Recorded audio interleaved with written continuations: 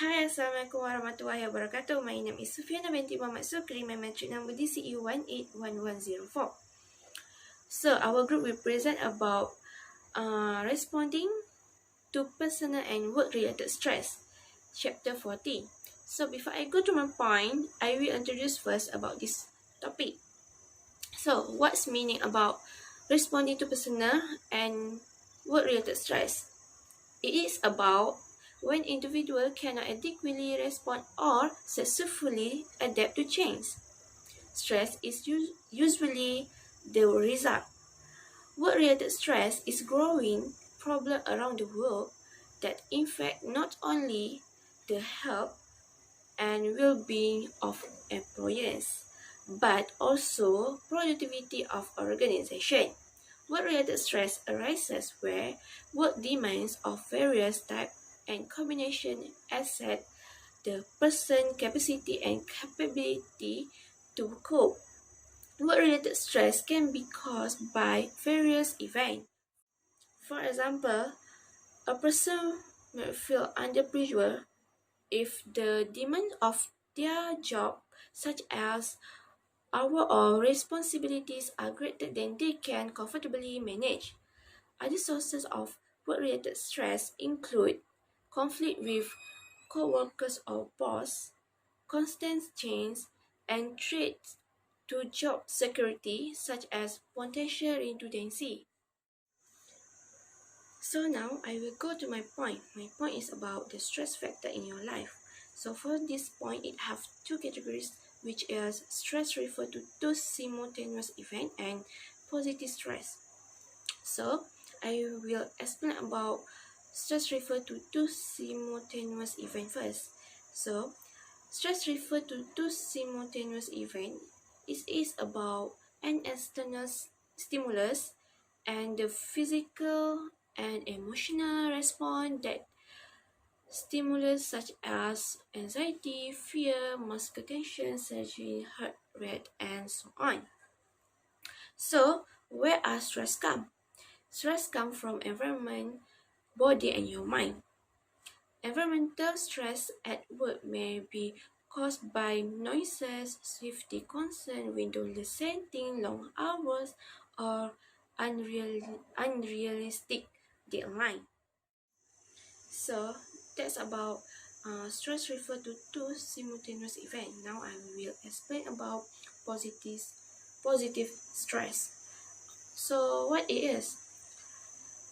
Positive stress can be a powerful stimulus for growth if it motivates you to do your best work. It can be built within you the energy and desire needed to perform effectively.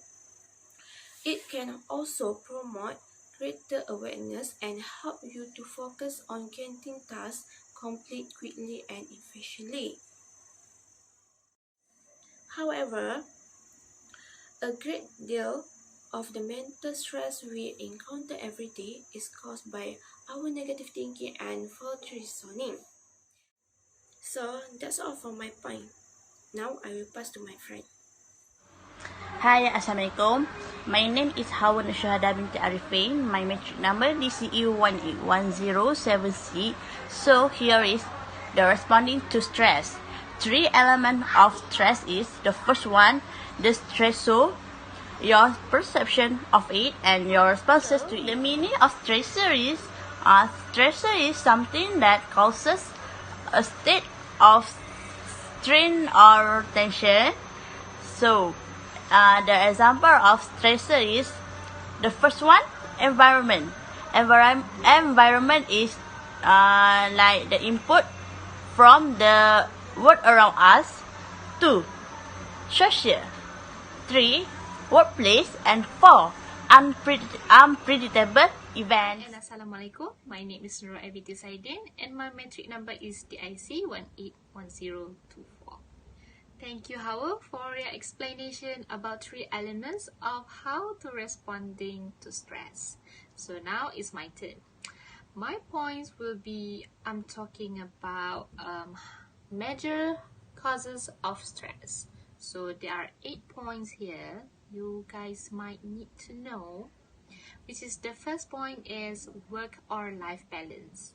So many surveys indicates that work-life balance is the most important employment benefit. Economic downturns forces many workers to defer efforts to strike a better work-life balance. So for the second point will be if the stress might cause from you works too long hours or you have irregular schedules.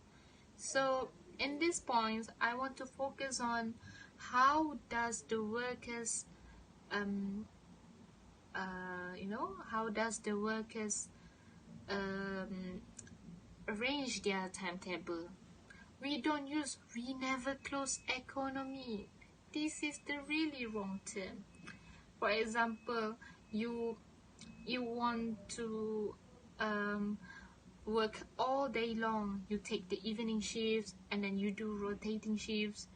You do 12-hour work days and weekends. Work often extras to workers' lives. Furthermore, staff reductions mean larger workloads and fewer people increase pressure on the job. So for the third point is you must stress because of the change. For example, evolving workplace means accommodating to change. You do from your usual work, and then you're doing job faster. You have to mastering advanced technology. You're taking on new work assignments. So the pace of change is not likely to slow down. Okay, and then you might surrendering to change demands a high level of adaptability to our change workplace. You might surrendering to change demands a higher level of adaptability to our ever-changing workplace. And after that, for the next point is multitasking. Why do people so stressed about multitasking? Because you're not such like an octopus to do so many workloads in one time. So people stress about to be a multitasker. Technology creates many distractions and interruptions for 24 hours per week. Although multitasking can be stressful, we must find ways to embrace it. Alright, next we move to incompetent leaders. Stress may arise when incompetent leaders fail to recognize employee ideas and concerns, withhold information from employees, they fail to clarify roles and responsibilities, and also these leaders set unreasonable deadlines and then blame employees for not meeting them. So incompetent leaders are one of the cause of stress. So for the next point is stress may come from noise pollution. Noise is unwanted sounds such as the roar of the traffic, your neighbor's loud music, or the loud voice of the person who works nearby. It can increase your stress level without your conscious awareness. The noise can't shut off is likely to have a negative effect on your emotional well-being. Research indicates that noise affects people more than any other work are a pollutant, yet it's not regulated like other forms of pollution. Okay, so we move to seventh point, which is rumination. What is rumination? Rumination defines as replaying an incident over and over in our mind. The recurring intrusion of thoughts about negative events can result in loss of concentration, lack of sleep, and feelings of depression. So this is one of the cause that really dangerous to take a risk. And for the last point is work and family transitions. Family is can be the cause of stress because we need to face family every day. So transitions are inevitable, forcing one to give up something and face a change. For example, in marriage, divorce, birth, death, and moving. So I think that's all my points I have explained to you guys. Now I want to pass my presentation to Adam. Thank you. Hello, Assalamualaikum warahmatullahi wabarakatuh. My name is Muhammad Adam bin Abu Bakar.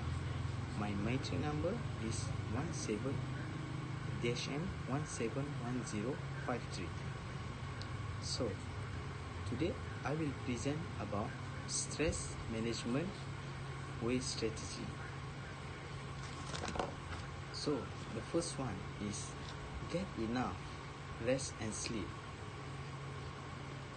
Your body need time to recover from stressful event because sleep is a powerful stress reducer.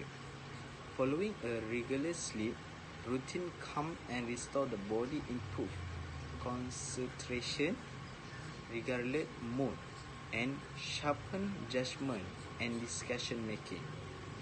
You are a better problem solver and are better able to cope with stress when you are well rested. Lack of sleep, on the other hand, reduce your energy and diminish mental clarity. So the number 2 is exercise regularly. Your body can fight stress better when it is fit.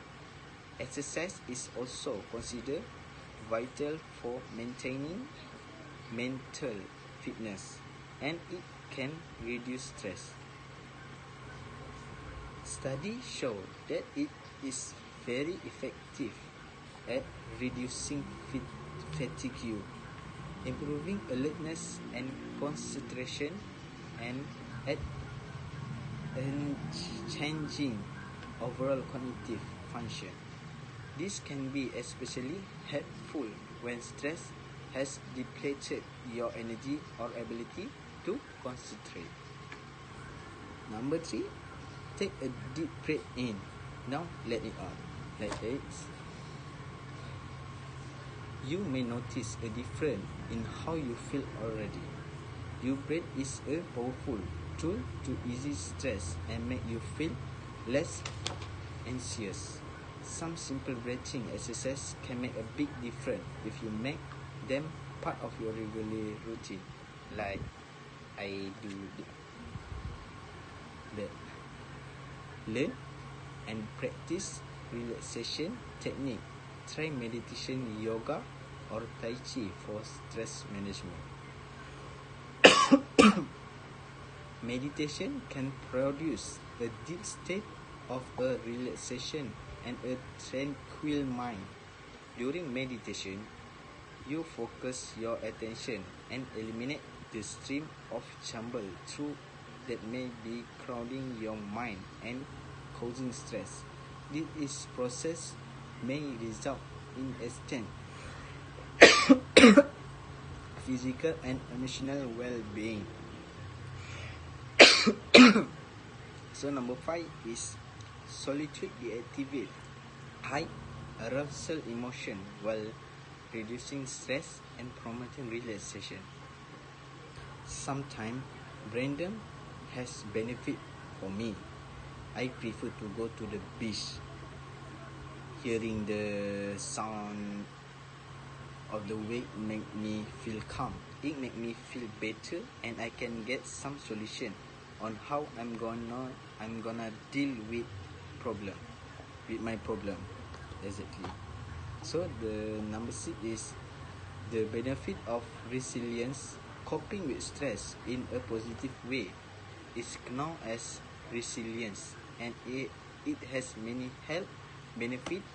It is associated with longevity, lower rate on depression, and greater satisfaction with life. So That is my present. Thank you.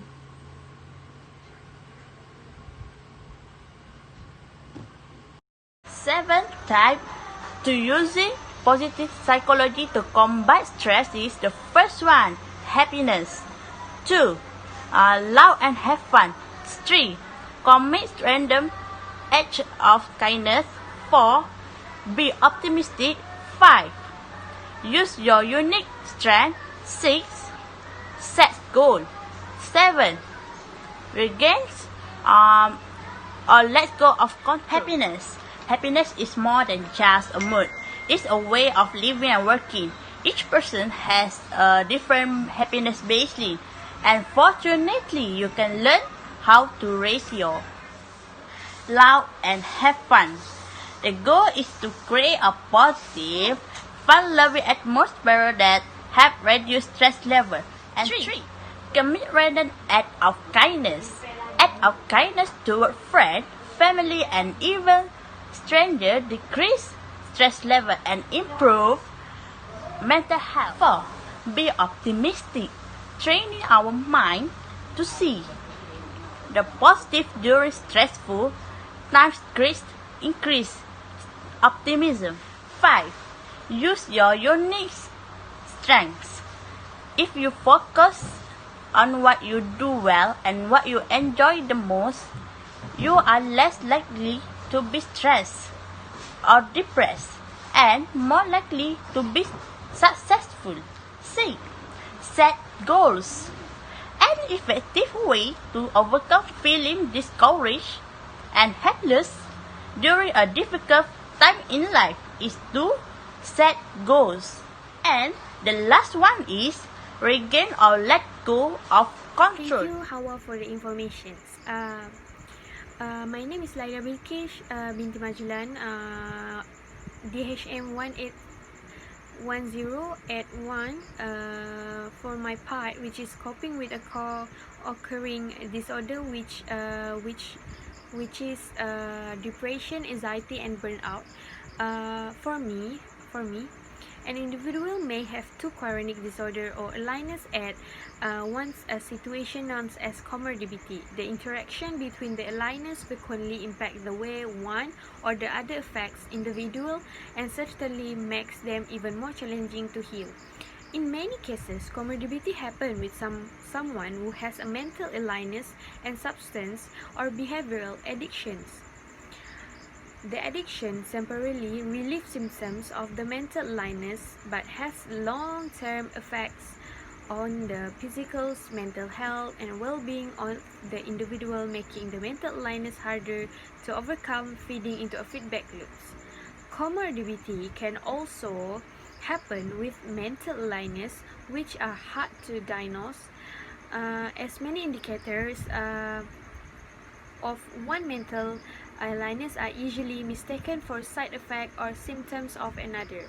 It can be hard to tell when someone suffers from both depression and anxiety disorder. For example, it makes sense when you think about it, the medications commonly prescribed for depression. For the anxiety condition, in which instance feelings or apprehensions are long-standing and usually disruptive. For the examples, phobia, irrational fear of some things. And for the treatment, you should do something relaxation method of professional help. For depression, mood disorder, not simple sadness. Mood disorder, not simple burnout, gradually intensifying pattern of physical, physiological, behavioral dysfunction that involve in response to a continuous flow of stressor. For the symptoms, increased detachment, tardiness, absences, kinesis, moodiness, disorientations, and personal problem. For prevention of burnout, spend time away from work, limit digital availability, practice yoga, tai chi, or qigong. Living with anxiety, depression, and burnout is hard, but it doesn't have to be so difficult. You do not have to make it on your own. Do not be afraid to reach out for help. It is not signs of weakness, and it does not make you less capable person. We all can use sometimes, but it takes bravery to admit it and courage to do something about it. Go talk to your doctor. Be sure to mention all of your symptoms and medicine, even vitamins you're taking to your health care professionals, and she or he can get the most accurate picture of how you're doing.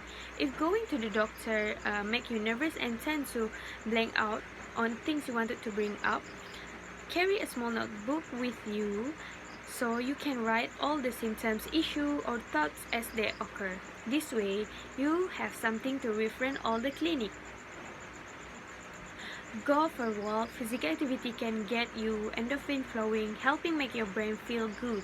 It can be very hard to get up and go when it's not regular habit, but it definitely feels different.